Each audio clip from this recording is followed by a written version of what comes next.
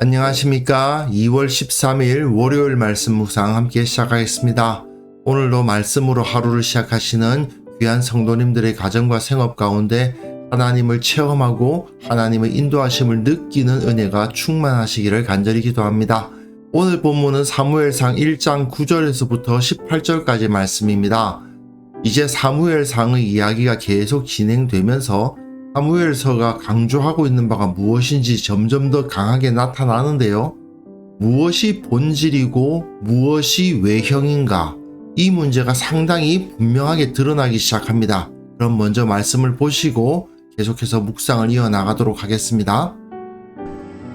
그들이 실로에서 먹고 마신 후에 한나가 일어나니 그때 제사장 엘리는 여호와의 전 문설주 곁 의자에 앉아 있었더라.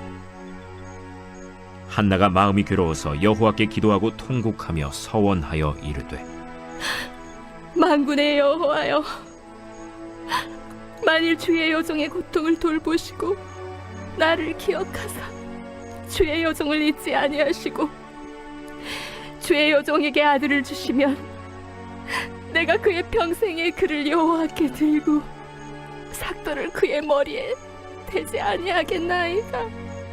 그가 여호와 앞에 오래 기도하는 동안에 엘리가 그의 입을 주목한즉 한나가 속으로 말하며 입술만 움직이고 음성은 들리지 아니하므로 엘리는 그가 취한 줄로 생각한지라.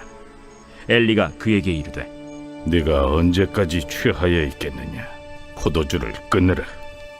대주여, 그렇지 아니하니이다. 나는 마음이 슬픈 여자라. 포도주나 독주를 마신 것이 아니요 여호와 앞에 내 심정을 통한 것뿐이오니 당신의 여종을 악한 여자로 여기지 마옵소서. 내가 지금까지 말한 것은 나의 원통함과 격분됨이 많기 때문이니이다. 평안히 가라. 이스라엘의 하나님이 네가 기도하여 구한 것을 허락하시기를 원하노라. 당신의 여종이 당신께 은혜 입기를 원하나이다. 하고 가서 먹고 얼굴에 다시는 근심빛이 없더라.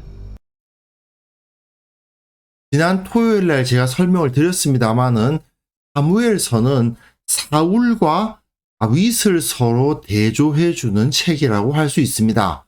그런데 미리 그 배경과 같이 무엇이 우리 하나님의 백성이 추구해야 될 바인가라는 것을 보여주는 부분이 바로 이 1장에서부터 7장까지 사무엘의 이야기라고 할 수 있어요. 그러니까 배경이라고 할 수 있는데 그 배경 설명이 매우 길긴 합니다. 자, 우리는 이 이야기를 볼 때에 굉장히 중요한 것이 뭐냐 하면 본질이냐 외형이냐의 문제인데 사무엘의 탄생 이야기부터 시작해서 본질이 아닌 외형을 추구하는 종교와 본질적인 신앙을 추구하는 그 신앙의 문제가 서로 계속 대조되고 있다라는 것을 바라보아야 됩니다. 대도권 종교를 상징하는 엘리의 집안과 그 대안 세력을 상징하는 사무엘, 엘가나의 아들 사무엘이 여기서 대조가 되기 시작하거든요. 아직 사무엘은 태어나지 않았습니다마는 엘가나와 한나의 모습을 통해서 이들이 제사장이 상징하는 그 제도권 종교와 다른 존재로서 등장할 것임을 보여주는 거죠. 특별히 오늘 본문은 하나님 앞에서 간절히 믿음으로 기도하는 한나와 그 기도의 모습을 오해하는 엘리 제사장의 모습을 대조해주고 있습니다. 이스라엘에게 필요한 것은 어떤 것이냐? 제사장적인 종교가 아니라 한나와 같은 진실된 믿음의 기도하는 사람들, 그런 사람들이 필요했다는 거예요. 외모냐? 중심이냐, 본질이냐, 외형이냐, 이 문제가 계속적인 사무엘서의 기본 틀이라는 사실을 기억하면서 오늘 본문을 읽을 필요가 있습니다. 본문 보시면요. 그들이 실로에서 먹고 마신 후에, 실로는 그 당시에 성막이 있던 곳입니다. 그곳에서 먹고 마셨다라는 말은 엘가나와 한나, 그닌나와 그 가족들이 그곳에서 화목제를 드렸다라는 뜻이라고 해석할 수 있습니다. 화목제를 드리게 되면 그 제사를 드리고 그 제물의 일부를 먹게 되죠. 제사는 보통 화목제로 끝이 났기 때문에 먹고 마셨다라는 표현을 쓰고 있는 거죠. 그곳에서 한나가 일어납니다. 그때의 제사장 엘리는 여호와의 전 문설주 곁 의자에 앉아 있었는데 한나가 마음이 괴로워서 여호와께 기도하면서 통곡을 합니다. 그리고 서원을 해요. 만군의 여호와여, 만일 주의 여종이 고통을 돌보시고 나를 기억하사 주의 여종을 잊지 아니하시고 주의 여종에게 아들을 주시면 내가 그의 평생의 그를 여호와께 드리고 삭도를 그의 머리에 대지 아니하겠나이다. 그 아들을 나실인으로 드리겠다는 서원을 하고 있는 거죠. 여기서 우리가 한 가지 잊지 말아야 되는 것은 여성의 서원은 그 남편에 의해서 무효화될 수가 있습니다. 민수기 30장을 보시면요. 여성들이 하나님 앞에 서원하는 것은 반드시 그 남편이나 아버지의 승인이 필요해요. 그 남편이나 아버지가 그 서원을 알고서도 아무 말 안 하면 그 서원을 지켜야만 하지만 여자가 이렇게 서원을 하고 그렇게 서원했다는 사실을 남편이 몰랐다, 아버지가 몰랐다, 그러면요. 그들이 그 여성의 서원을 폐지시킬 수가 있었습니다. 그렇기 때문에 이렇게 한나가 기도하면서 통곡하면서 서원했다라는 것은 공식적인 서원이라고 볼 수가 없어요. 제도적인, 그러니까 성막에서 공식적인 종교적 틀을 가지고 하나님 앞에 서원했다라고 생각하기는 어렵습니다. 그러나 한나는 지금 하나님과의 1대1의 관계 가운데에서 살아있는 신앙인으로서 하나님 앞에 통곡하며 기도하면서 하나님께 그 은혜를 구하고 있는 거죠. 그런데 문제는 그가 여호와 앞에 오래 기도하는 동안에 엘리가 그의 입을 주목한 즉 한나가 속으로 말해요. 막 통곡을 하면서 기도를 하고 있지만 그 기도의 내용이 엘리 제사장에게까지 들릴 정도로 말하는 건 아니고 입술만 움직이고 음성은 들리지 않았다. 뭔가 웅얼웅얼 하면서 기도했을 수도 있고 그냥 너무 작은 목소리로 기도하다 보니까 눈물을 흘리면서 기도하고는 있지만 입술만 움직일 뿐 소리가 안 들릴 정도로 낮게 기도를 하고 있으니까 엘리는 그가 취한 줄로 생각했다. 이게 굉장히 재미있습니다. 그래서 엘리가 그에게 이르되 네가 언제까지 취하여 있겠느냐? 포도주를 끊으라 하니. 어째 좀 이상하지 않습니까? 아니, 기도하는 사람들 중에서 이렇게 기도하는 사람이 얼마나 많습니까? 작은 목소리로 들리지 않게 하나님 앞에 기도하는 사람들이 많았을 것 같은데, 그런데 제사장인 엘리가 저 사람이 작은 목소리로 간절히 기도하고 있구나. 저 사람에게 뭔가 어려움이 있나 보다. 하나님 앞에 저렇게 오랫동안 간절하게 기도하고 있구나. 대체 무슨 일일까? 그런 생각을 하는 게 아니고 네가 지금 취해가지고 술에 그렇게 취해 있으면 되겠냐? 포도주 좀 끊어라. 이런 이야기를 한다는 게 굉장히 이상하지 않습니까? 그리고 이런 일이 있었다라는 것을 굳이 사무엘서 기자가 기록하고 있는 것도 이상하죠. 이것은 그 당시의 이스라엘 사람들의 영적 수준을 보여주는 겁니다. 그 당시 성막을 찾아서 기도하는 이스라엘 사람들, 기도를 안 했을 리는 없습니다. 하지만 대부분의 이스라엘 사람들이 형식적인 기도를 했거나 또는 아주 큰 소리로 또박또박하게 들릴 정도로 기도하면서 자신의 경건함을 드러내는 종교적인 기도를 했을 것이라고 짐작이 가능한 거죠.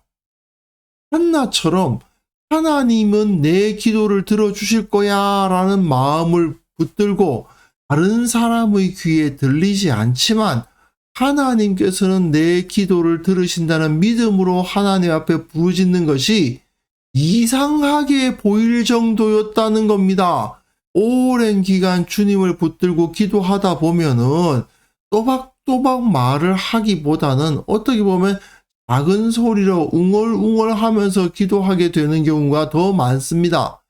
자신의 마음을 언어화하기보다 오히려 하나님 앞에 부르짖는 하나의 부르짖음으로 표현될 경우도 되게 많죠. 분명 하나님께서는 그러한 기도도 들어주시는 분이십니다.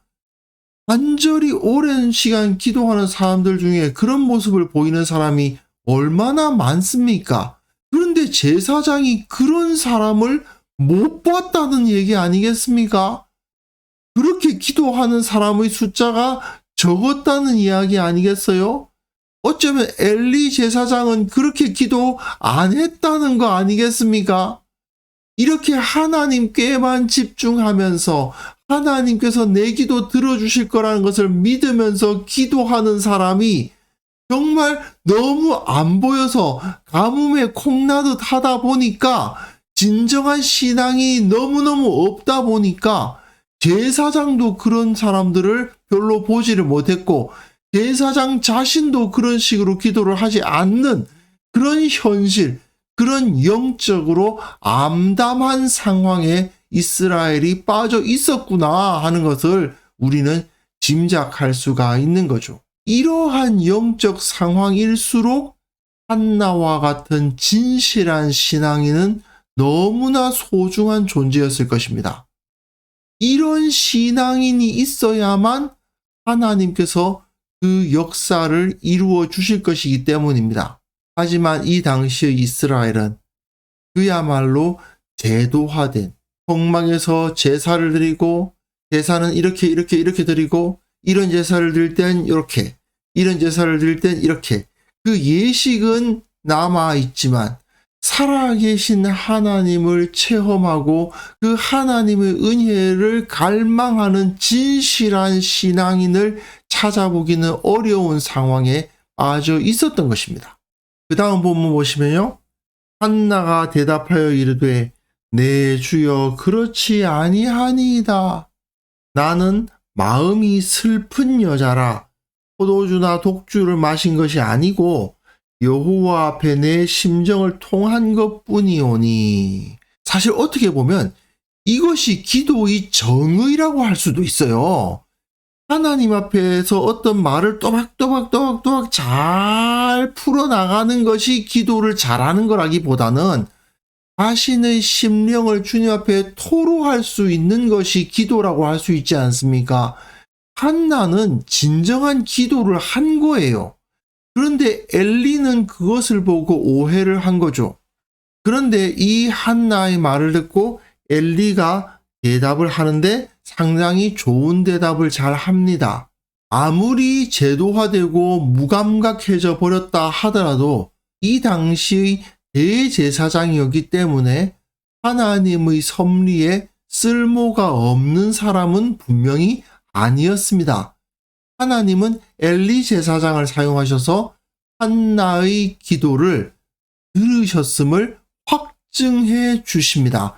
이스라엘의 하나님이 내가 기도하여 구한 것을 허락하시기를 원하노라. 엘리 제사장의 입으로 한나에게 평안을 빌어주면서 하나님께서 그 기도를 들으셨고 그 구하는 것을 허락해 주실 것이라는 축복의 말을 듣게 하셨죠. 하나님은 분명히 한나의 기도에 엘리를 사용하셔서 응답하신 겁니다.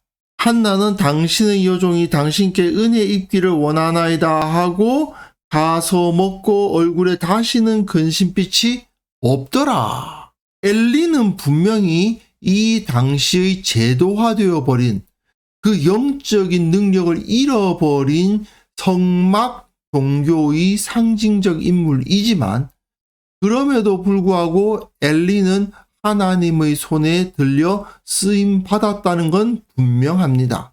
이것은요, 이후 다윗이 사울을 죽이지 않잖아요. 분명히 본질적으로 다윗이 하나님의 영을 받은 이스라엘의 진정한 왕이었고 사울은 이스라엘의 왕이라는 껍데기만 남아있는 상태였어요. 그럼에도 불구하고 다윗은 사울을 죽이지 않지 않습니까? 다윗이 사울을 죽일 기회가 2번이나 있었음에도 불구하고 죽이지 않고 뭐라고 사울을 인정합니까? 하나님의 여호와의 기름 부음 받은 자, 여호와의 메시아라고 인정을 해요. 이건 분명 나중에 일어난 일이긴 하지만 분명 사울은 그냥 껍데기만 남아있는 왕이었다고요. 하지만 그럼에도 불구하고 다윗은 그 사울을 인정했고 그리고 다윗이 사울을 인정하는 모습을 통해서 다윗이 복을 받죠. 마찬가지 형태가 여기서도 나타나는 것입니다. 한나는 진정 하나님 앞에 온전한 기도를 드린 사람이고 엘리는 영적으로 매우 어두워져 있는 어떻게 보면 정말 껍데기만 남아있는 제사장이란 말이에요. 그러나 그 껍데기만 남아있는 제사장의 입으로 나온 축복의 말이지만 그 축복의 말은 진실된 신앙인이었던 한나에게 큰 은혜로 다가왔고 그 얼굴에 다시는 근심빛이 없는 큰 은혜로 그녀에게 부어졌던 것입니다. 이런 현상은요, 신약 성경에서 나타나요. 예수님을 죽이는 심판을 하고 있는 그 상황에서 그 당시 대제사장인 가야바가 그야말로 악독한 대제사장이라고 불러줄 수도 없는 악랄한 자거든요. 그럼에도 불구하고 그 당시 대제사장 가야바가 뭐라고 말하냐 하면은 한 사람이 백성을 위하여 죽어서 온 민족이 망하지 않게 되는 것이 너희에게 유익한 줄을 생각하지 아니하는도다라는 말을 한 겁니다. 그가 입은 옷밖에는 대제사장다운 점이 하나도 없었던 가야바의 입을 통해서 진리가 나오더라 하는 것이 요한복음 11장에 기록되어 있어요. 그래서 요한은 이 말은 스스로 함이 아니요 그 해의 대제사장이므로 예수께서 그 민족을 위하시고 또 그 민족만 위할 뿐 아니라 흩어진 하나님의 자녀를 모아 하나가 되게 하기 위하여 죽으실 것을 미리 말합니다. 가야바가 그야말로 그 악랄한 자였던 가야바의 입을 통해서 이러한 은혜로운 말씀이 주어지기도 했다라는 것을 요한복음이 말해주기도 합니다. 자, 여기서 우리가 배울 수 있는 것이 있죠. 한나는 엘리라는 어떻게 보면 껍데기만 남아있는 제사장을 통해서 하나님의 복을 받았습니다. 그리고 엘리의 축복은 실제로 한나의 기도가 응답되었음을 나타내는 증거였습니다. 비록 영적으로 완전히 무뎌져 버린 제사장이었지만 그럼에도 불구하고 하나님은 그를 통해서 한나에게 회복과 기쁨을 주셨습니다. 분명 하나님은 제도나 종교가 아닌 우리의 중심으로부터 우러나오는 참 신앙에 응답하시는 분이십니다. 껍데기는 중요하지 않습니다. 이건 사무엘서 전체를 흐르는 중요한 주제입니다. 우리는 내가 신앙생활 경력이 얼만데, 내가 이래봬도 장로인데, 내가 이런 훈련도 받았고 저런 훈련도 받았는데, 이런 걸 가지고 내 신앙이 좋다 나쁘다를 결정할 수 없다는 건 분명합니다. 하지만 그렇다고 해서 기존의 교회 질서는 전부 배격돼야 되느냐? 그건 완전히 비성경적인 잘못 생각하는 오류인 것이죠. 하나님께서는 모든 도구를 다 사용하셔서 자기 백성을 위하시고 자기 백성을 돌보십니다. 우리가 교회에서 여러 가지 조직적인 일들 또는 행사, 봉사, 훈련 같은 것을 경험하지 않습니까? 그런 것은 결코 무가치하지 않습니다. 중요한 것은 그 모든 것을 우리가 어떤 마음가짐과 태도로 행하느냐에 있는 것이지, 그 자체는 전부 다 껍데기니까 필요 없어, 이렇게 말하는 것은 더 어리석은 생각일 수 있다라는 것을 우리는 기억할 필요가 있습니다. 가끔 교회가 개혁되어야 된다, 정말 살아있는 신앙으로 돌아가야 된다라고 주장하시는 분들 중에서 그게 너무 나가가지고 교회의 조직이라든지 또는 사람들의 모임의 어떤 형태라든지 예배 순서라든지 기타 교회가 가지고 있는 건물이라든지 이런 걸 무조건 다 필요 없어, 다 필요 없어, 다 저런 걸 버려야 돼 라고 주장하시는 너무 극단적으로 나가시는 분들도 있는데, 이건 오히려 어리석은 행동이라는 것을 우리는 기억할 수 있어야 되겠습니다. 결국은 하나님께서는 모든 것을 사용하셔서 우리의 참된 신앙을 바라보십니다. 그러나 중요한 건 내 안에 살아있는 참된 신앙이다, 하나님을 바라보는 참된 살아있는 믿음이다 하는 것을 우리가 반드시 기억해야 되겠습니다. 그래서 이 시간 함께 기도하실 때에 우리가 종교적인 외형을 추구하지 않게 하옵소서. 그렇다고 해서 그것을 배격하는 것은 아니지만 그 가운데 진정 중요한 것이 무엇인지를 깨닫고 그 핵심 불을 붙들고 깊은 참된 신앙생활로 주님께 가까이 나아가게 하옵소서. 함께 기도하는 시간을 가졌으면 합니다.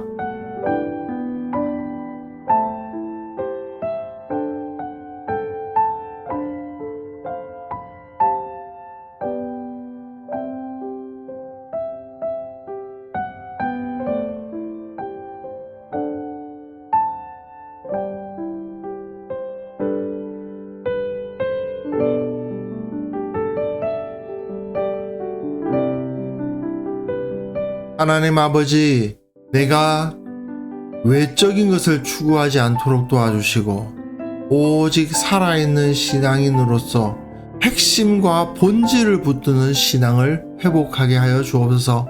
나의 기도 생활과 말씀 생활이 더욱더 깊어지게 하시고 생명력을 경험함으로 말미암아 주님께 더욱더 가까이 나아갈 수 있도록 도와주시기를 원하옵고 바랍니다. 아버지, 우리가 교회를 섬겨 나갈 때에 참으로 교회의 여러 가지 것들을 함께 섬겨 나가지만 그 가운데 신앙의 본질이 어디에 있는지를 늘 기억하면서 그것을 바로 세우고 주님을 기억하고 말씀의 능력을 추구하고 기도로 주님과 소통하는 그러한 역사를 늘 일으킬 수 있도록 우리로 하여금 살아있는 신앙을 체험하는 삶을 살아가게 하여 주옵소서. 아버지, 오늘 하루 주님께서 우리와 함께 하셔서 주님을 체험하는 하루가 되게 하여 주시기를 원합니다. 무엇보다도 우리의 기도에 응답하사 복을 주시고 감사의 기도 제목이 넘치게 하시고 참된 능력을 체험케 하시고 결국은 세상을 이겨나가는 경험을 우리에게 허락하여 주옵소서. 오늘 하루 주님께서 나의 손을 붙들고 걸어가시는 것을 기뻐하며 감사하며 늘 주님께 찬송하는 하루를 보낼 수 있도록 은혜 베풀어 주시기를 원하옵고 예수님의 이름으로 기도합니다. 아멘.